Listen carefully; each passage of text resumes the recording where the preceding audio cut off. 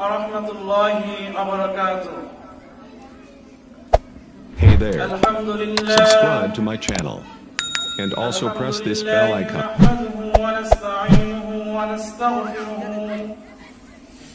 ونعوذ بالله من شرور أنفسنا ومن سيئات أعمالنا من يهده الله فلا مضل له ومن يضلل فلا هادي له ونشهد أن لا Subscribe to my channel. And also press this bell icon. أما بعد وقال تعالى في كلامه المجيد وفرقانه الحميد أعوذ بالله من الشيطان الرجيم بسم الله الرحمن الرحيم بل تؤثرون الحياة الدنيا والآخرة خير وأبقى قال النبي صلى الله عليه وسلم من صلى علي واحدة صلى الله عليه عشرا قال النبي صلى الله عليه وسلم إن أولى الناس بي أكثرهم علي صلوات أما بعد অধ্যকার পণ্ডিত বাড়ি জামে মসজিদের উন্নয়ন প্রকল্পে আজকের এই জালসার সম্মানিত সভাপতি,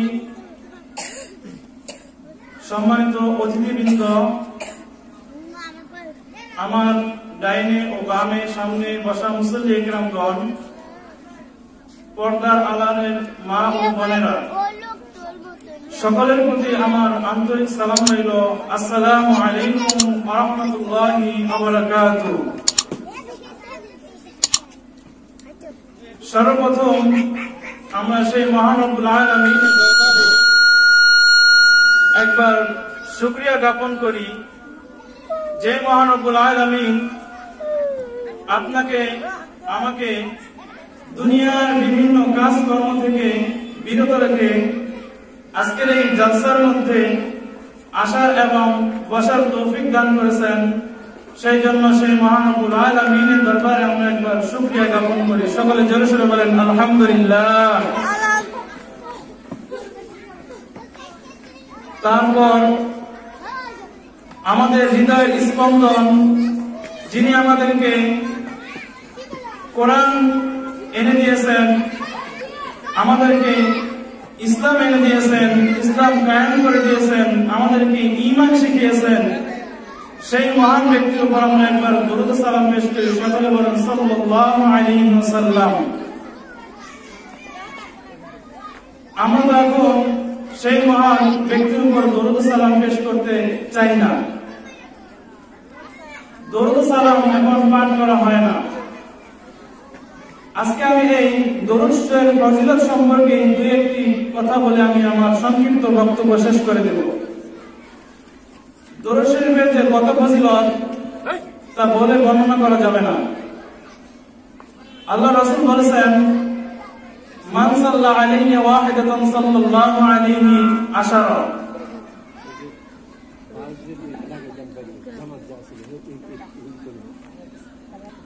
হুজুর সাল্লাল্লাহু আলাইহি ওয়াসাল্লাম বলেছেন, হযরত আবু হুরায়রা রাদিয়াল্লাহু তাআলা আনহু থেকে বর্ণিত, রাসূল সাল্লাল্লাহু আলাইহি ওয়াসাল্লাম বলেছেন, মান সাল্লা আলাইহি ওয়াহিদাতান সাল্লাল্লাহু আলাইহি আশারা।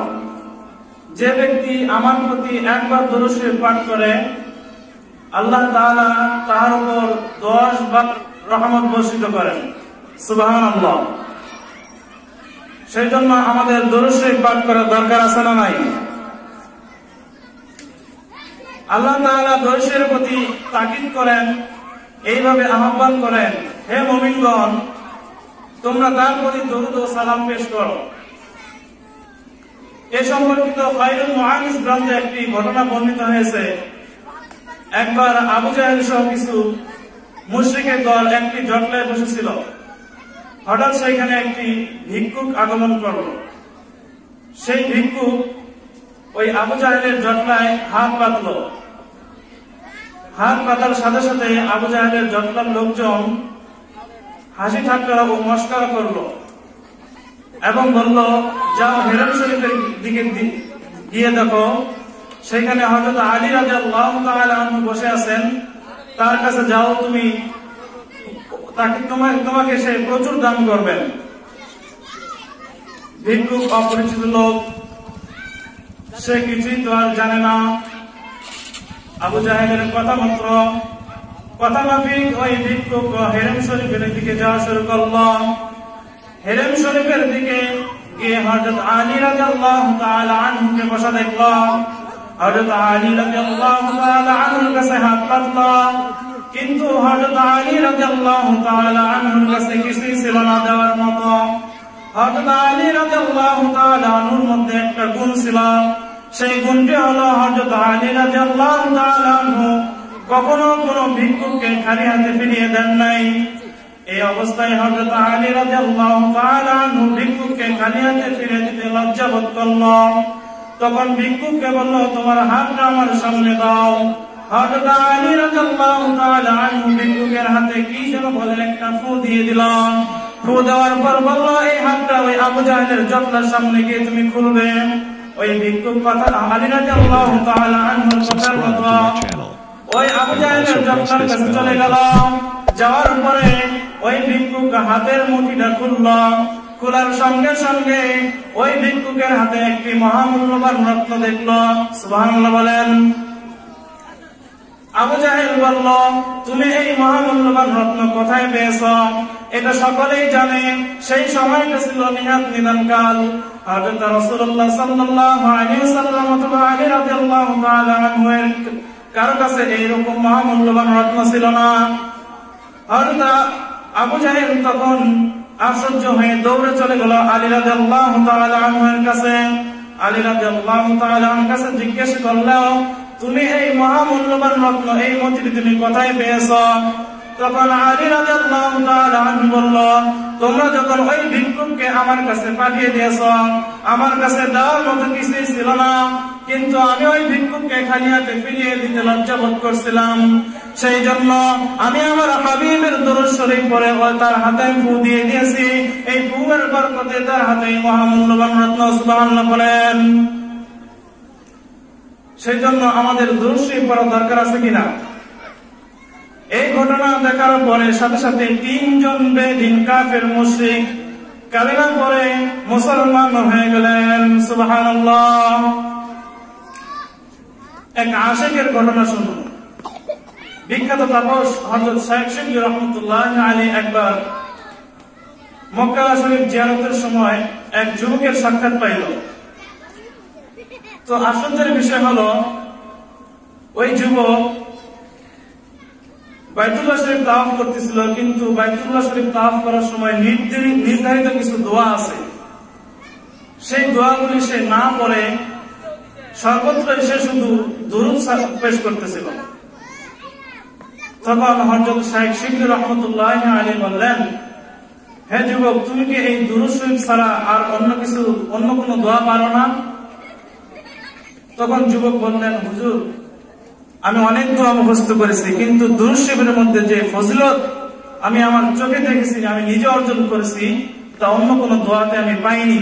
সেই জন্য আমি দুরূদ পাঠ করতেছি সর্বত্রই। হযরত শাইখ শিবলি রাহমাতুল্লাহি আলাইহি বললেন, তুমি কি এমন বরকত অর্জন করেছো, তুমি কি আমাকে একটু ঘটনা খুলে বলবে? ওই যুবক বলতেছেন, হুজুর, আপনি যা যত করে বলছেন তাহলে শুনুন। অনেক দিন আগের কথা, অনেক বছর আগের কথা, আমি আমার বাবার সাথে হজে আসছিলাম। বাগদাদে পৌঁছার পর আমার বাবা ভীষণ ভাবে জ্বর আক্রান্ত হয়ে পড়ল। কয়েকদিন পর আমার বাবা মারা গেল।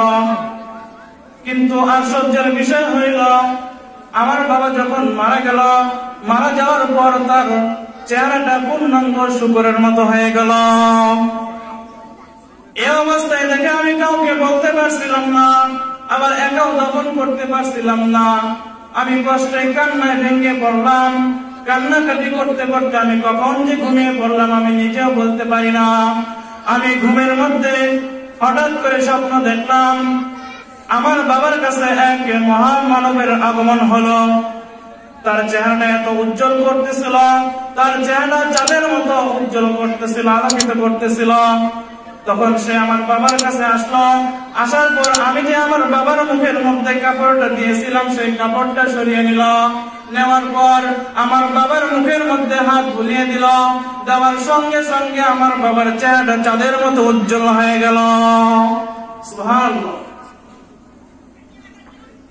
অতঃপর যখন ওই ব্যক্তি চলে যাইতে লাগলেন তখন আমি ওই লোকটিকে জড়িয়ে ধরে বললাম, আপনি কে? বড়ই বিপদে আপনি আমার অনুগ্রহ করেছেন। তখন লোকটি বলল, আমি বিপদের আশ্রয়কারী হযরত মুহাম্মদুর রাসূলুল্লাহ সাল্লাল্লাহু আলাইহি ওয়াসাল্লাম। তখন যুবক বলল, হুজুর আমি তো আমার বাবার মৃত্যুর সংবাদ কাউকে দেই নাই, আমি তো আমার বাবার মৃত্যুর সংবাদ আমি কাউকে বলি নাই, তাহলে আপনি কিভাবে আমার বাবার মৃত্যুর সংবাদ পাইলেন আমাকে একটু বলবেন? তখন হুজুর সাল্লাল্লাহু আলাইহি ওয়াসাল্লাম বললেন, বাবা শোনো, তোমার বাবা প্রতি রাতে আমার প্রতি 300 বার দরুদ পাঠ করে, কিন্তু আজকাল যখন আমি তোমার বাবার দরুদ পাইলাম না তখন আমি একজন ফেরেশতাকে জিজ্ঞাসা করলাম যে ওই লোকের দরুদ আজকে কেন আমার কাছে পৌঁছলো না? তখন ফেরেশতা বলতেছে, হুজুর ওই লোকটি তো আজকে মারা গেছে এবং তার এই অবস্থা, তার মুখের আকৃতি এইরকম হয়ে গেছে। তখন আমি আর থাকতে পারলাম না, এই জন্য আমি চলে আসলাম তোমার বাবার কাছে। হুজুর আমি তখন ওই মুহাম্মদ রাসূলুল্লাহ সাল্লাল্লাহু আলাইহি ওয়াসাল্লামের কদম বুসি করলাম। কদম বুসি করার পরে আমার হঠাৎ ঘুম ভেঙে গেল। ঘুম ভেঙে যাওয়ার পর দেখলাম ফজরের আযান হচ্ছে। ফজরের আযান হওয়ার পর আমি জামাতের সাথে নামাজ আদায় করলাম। নামাজের পর যখন আমার বাবার কাছে আসলাম, আসার পর আমি কাপড়টা সরালাম, সরিয়ে দেখি সত্যি সত্যি আমার বাবার চেহারাটা চাঁদের মতো উজ্জ্বল হয়ে গেছে। সুবহানাল্লাহ বলেন। অতঃপর আমি চারিদিকে দেখলাম লোকজন দলে দলে চলে আসতেছে, যেন শহরের ভিতরে ঢল পড়ে গেছে। আমি তো অবাক হয়ে গেলাম আর সহ্য হয়ে গেলাম। তখন আমি একজন লোককে জিজ্ঞাসা করলাম, তোমরা আমার বাবার মৃত্যুর সংবাদ কোথায় পেলে?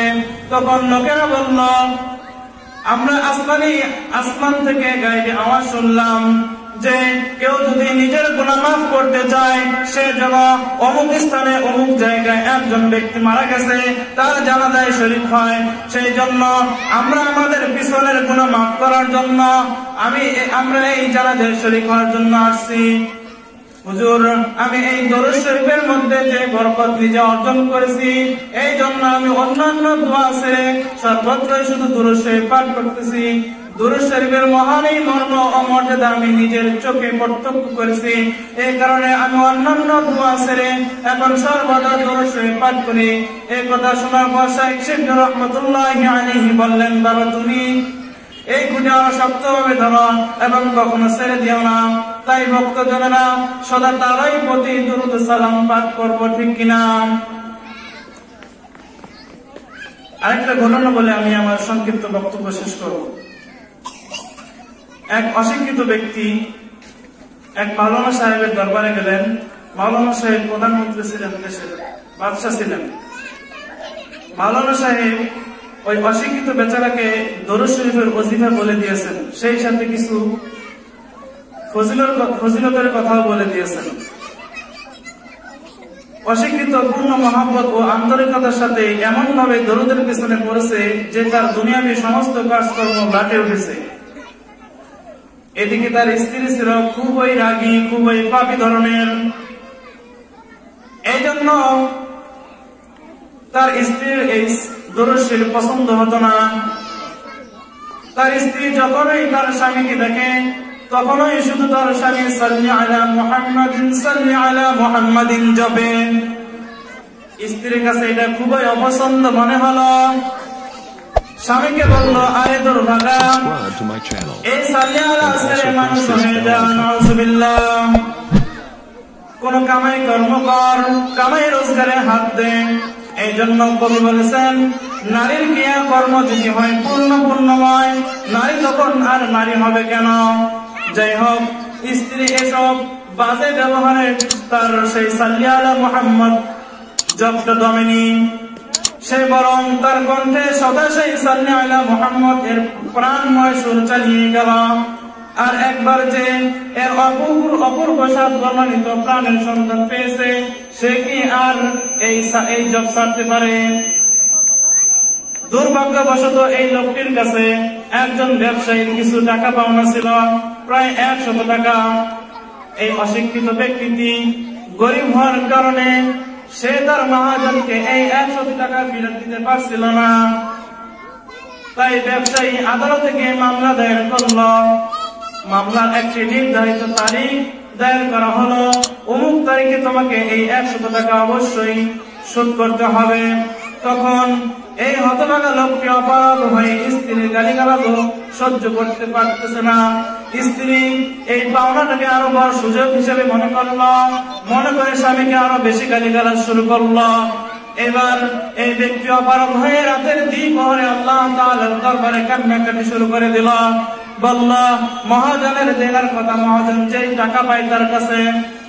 আল্লাহ তাআলাকে ডাক দিয়ে বলতেছেন, হে আল্লাহ, তুমি তো সকল বিপদগ্রস্তর ভরসা, তুমি তো মানুষের অভাবীদের অভাব পূরণের একমাত্র অধিকারী। তুমি আমার এই অভাব দূর করে দাও, আমার আধার গল এই সংকট কালে মুক্তির পথ দেখাও। আল্লাহ তাআলা বান্দার বিনয় ও কান্নাকাটি পছন্দ করেন। আল্লাহ তাআলার বিনয় ও কান্নাকাটি খুবই পছন্দ করেন। তাই তার কান্নাকাটি আল্লাহ তাআলা রহমতে দরিয়ে জল সৃষ্টি করেছে। সুবহানাল্লাহ বলেন। তিনি তার আর্দ্রতা বোধ, ইজ্জত ও রহমত প্রকাশ করার ফলে সঙ্গে সঙ্গে তার খুব ঘুম পেল। ঘুমের মধ্যে সে স্বপ্নে দেখলো এক মহান ব্যক্তি তার আগমন করলো আলোকিত চেহারা নিয়ে। তখন ওই লোকটি বলতেছে, ভয় পেও না, ঘাবড়াবার কিছু নেই, আমি তোমাকে সাহায্য করার জন্য এসেছি। তখন লোকটি বলল, আমি তো আপনাকে চিনি না, কে আপনি? আপনি আমাকে সাহায্য করার জন্য এসেছেন। তখন বললেন, তুমি যেই সদা সর্বদা যেই ব্যক্তির উপর সাল্লাল্লাহু আলা মুহাম্মদ জপ, সেই ব্যক্তি আমি। সুবহানাল্লাহ।